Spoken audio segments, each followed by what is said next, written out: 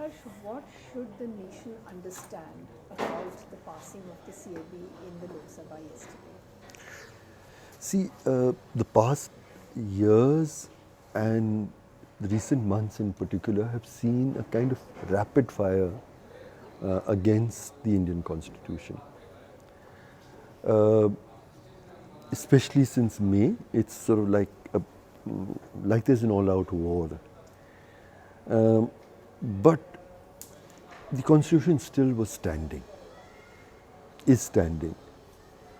But I believe that if this CAB is passed by the Rajya Sabha, it will mean the collapse of the Constitution as we understand it. And it's, there is, they will not rewrite the letter of the Constitution, but just as they've done with Mahatma Gandhi and with Dr. Ambedkar and with Bhagat Singh, you will claim to support it, but you will empty them out entirely of their soul. And that is what the CAB is going to do to the Indian Constitution. See, it's all a question of belonging, who belongs and on what terms. And I recall the young Mia poet, Qazi, what was his name? Qazi? Qazi Neil. Qazi Neil. And he asked, I belong to this country, but does this country belong to me? What the CAB is doing is reopening that question of belonging. And the second thing is that citizenship, what does citizenship really mean? Citizenship ultimately is the right to have rights. So who belongs to this country? Who does this country belong to? And who has rights to have rights in this country? These are the questions. And I think these are not new questions. These are questions that have been with us right through the freedom struggle. And I think central to the spirit of our freedom struggle, at its core was that India would belong to everyone who makes India their home, who treats. And Jawaharlal Nehru actually said this in the Constituent Assembly. He said India is the country of every person who says who feels this is their country, and that was the resolve. We know that the Muslim League had a two-nation theory idea, that there is not one but two nations. There is the Muslim Pakistan and a Hindustan, a Hindu India. And much before the Muslim League, Savarkar had the same idea, that this is truly a Hindu nation and not a nation that belongs equally to all. We know that the BJP and the RSS, not the BJP wasn't there, we know that the RSS and the Hindu Mahasabha never accepted the Indian Constitution.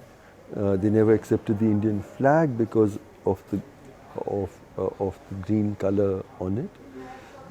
They never participated in the freedom struggle. They fought for this idea, this alternative idea for India.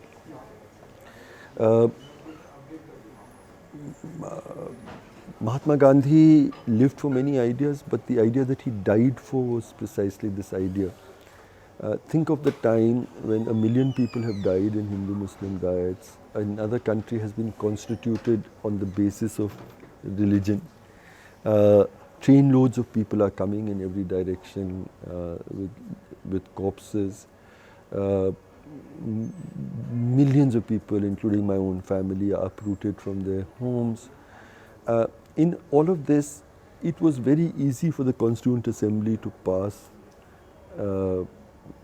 a resolution that Pakistan is a Muslim nation, India is a Hindu nation. We chose not to do it, and we resolved, we the people of India, that this country belongs equally in every way to people regardless of their faith, regardless of their caste, their language, their identity in any other respect.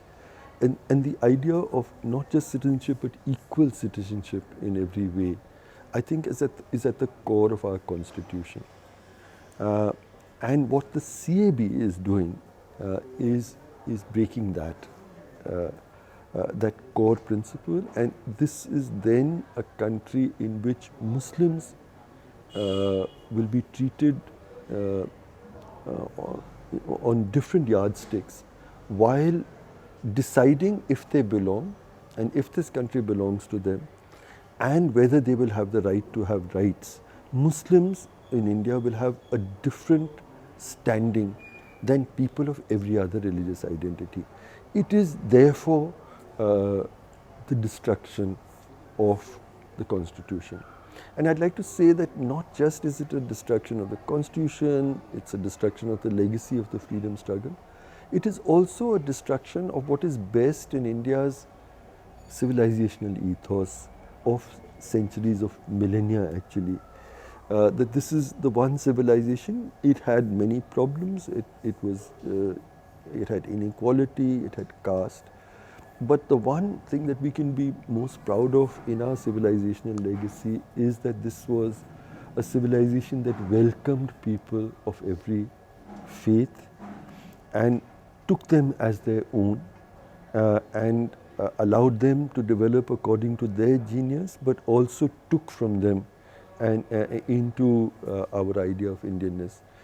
So I think that the CAB is also a violation of that larger civilizational legacy of being Indian. So it's a profound attack, and nothing that this government has done matches this step that it is taking. There's also this double speak that we are hearing, you know, about how this will unify the nation. This will create the India that we had always dreamt of. The unfinished work of the partition is being done. It is the unfinished work of the partition as far as the RSS and the Hindu Mahasabha is concerned. Because for them, partition meant Muslims have Pakistan and Hindus have Hindustan or India. That is their unfinished task of partition.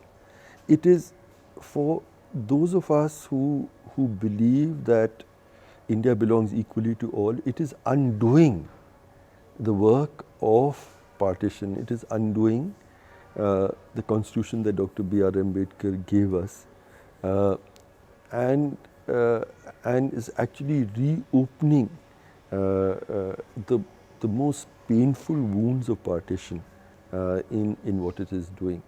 Doublespeak, you know, I was hearing something that Amit Shah said, and he actually used the word Sardharm Sambhav. He said, we are doing this in order to promote the idea of Sardharm Sambhav.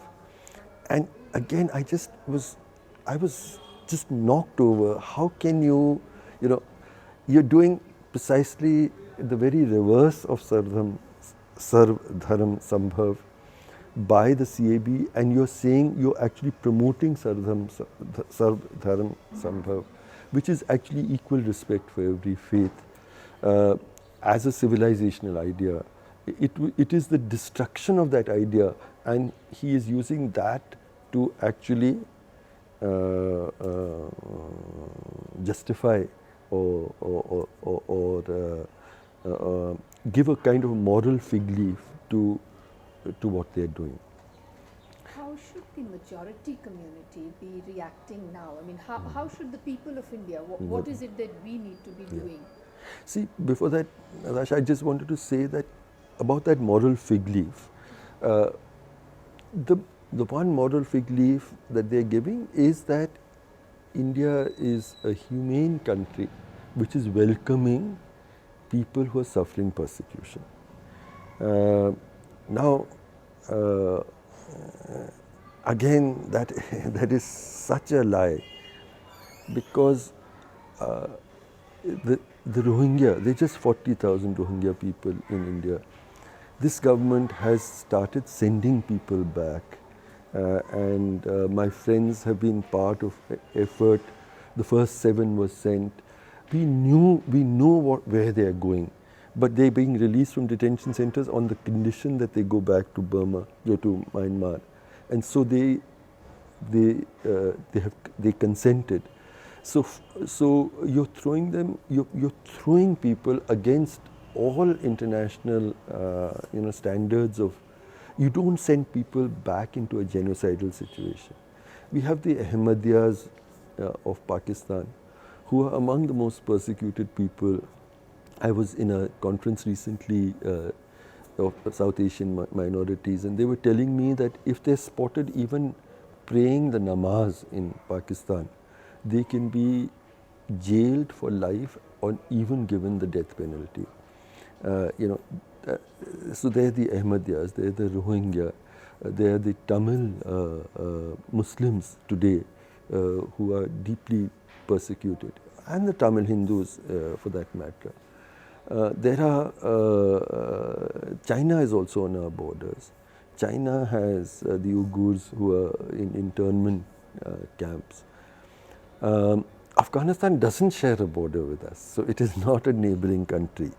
So it's very clear that this moral fig leaf is also so fake and false. So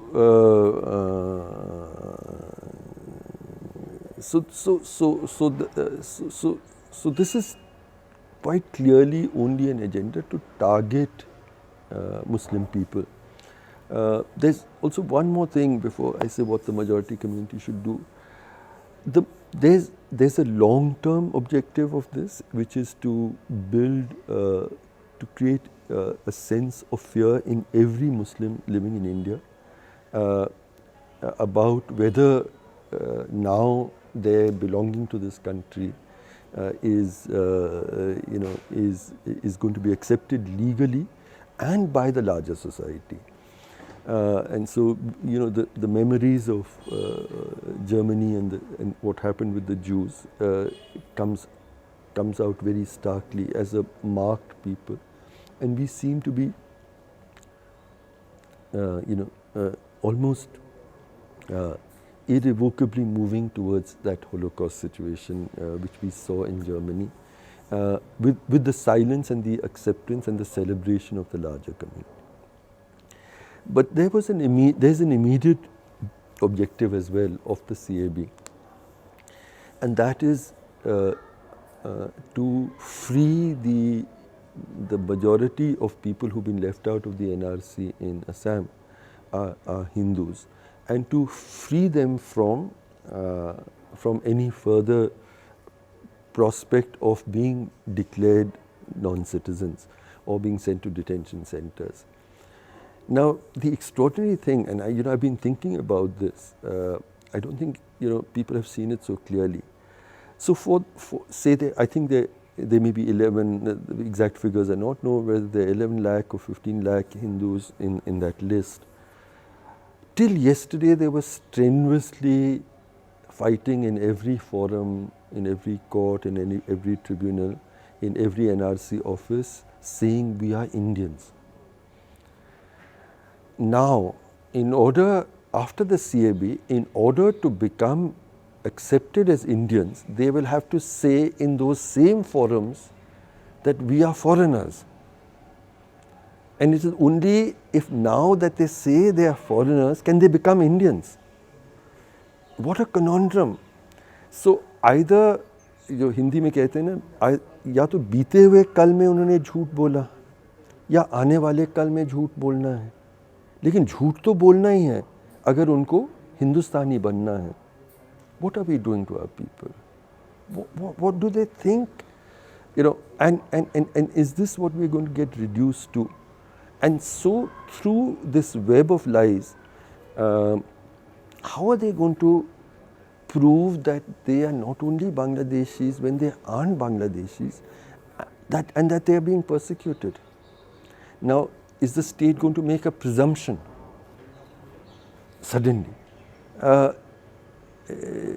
So your presumption then is that every Muslim is a foreigner, and every Hindu is, if they can't produce documents, is a persecuted refugee. Yeah. So, but to come back to your last your question about what should the majority community do, I am haunted by the history of the last century, and particularly what happened to the Jews. And the most important question that that later generations of Germans asked their parents and their grandparents and their grandparents, what did you do at that time? And I think that the fact that most non-Jew Germans acquiesced with their silence or actively supported the whole process by which the Jews were reduced into this kind of persecuted minorities, which finally resulted in the Holocaust. I don't want India to go this way, and we have to do everything now to prevent it from going this way. This entire the 370, the way triple talaq was done, the Ram Mander judgment, the CAB, the national NRC, probably a national anti-conversion law, a much stronger law probably around cow slaughter, which would make cow slaughter as big a crime as killing a human being. These are the kinds of things that will together add up to exactly the same kind of Holocaust-like situation. And the majority community has to take responsibility to not allow this to happen. It is not a problem only of the Muslims, it is a problem of the kind of country that we want to raise our children in and to give to them. Do you want a country that is divided on hate and bigotry? The kind of discourse that I hear Amit Shah doing, or Hemant Biswa Sarma, I was hearing him on television the other day, he was saying, when the anchor was asking him, why are you doing this? He said, can you imagine, a day can come when in Assam, Badruddin can become the chief minister. As if, that is like such a terrifying prospect. Why? We have had Muslim presidents. We should have. America has had a African American prime minister, president. Why should we not have? I mean, Muslims as part of India's political life. Why should we be frightened by the prospect that we might be led by a person of Muslim identity, and to have that kind of bigotry in public discourse unchallenged is a reflection of what kind of country we are allowing ourselves to become. So I believe that this has to be resisted. The CAB calls for a civil disobedience movement of the kind that the freedom struggle showed us. And it is nothing short of a freedom struggle, because the freedom struggle was to establish not just a free India, but a certain kind of free India, which we have almost lost. And I feel it can be responded to with a struggle, with a freedom struggle, which is built around the same principles of civil disobedience that Mahatma Gandhi taught us. Now, what do you do in civil disobedience? There are 2 or 3 rules in it. In civil disobedience, you have to, if there is an unjust law, you have to publicly disobey it. And secondly, you have to demand that the consequences of that disobedience is visited upon you. So you don't not only have to accept the punishment for disobeying the law, you have to demand it. Your civil disobedience is incomplete. So if Gandhiji made a fistful of salt by breaking a colonial law, he then demanded that he'll be put in jail for that act. It was not just enough that he made the salt. Now, when I was thinking about how we should resist this in civil disobedience, I recognized that being a non-Muslim, there is actually no consequence. Whether even if I boycott the NRC, nothing's going to happen to me, because I belong to a community where at very worst it will be presumed that I'm a refugee, and my citizenship will not be taken away. I will not be put into a detention center. My family will not be put into a detention center.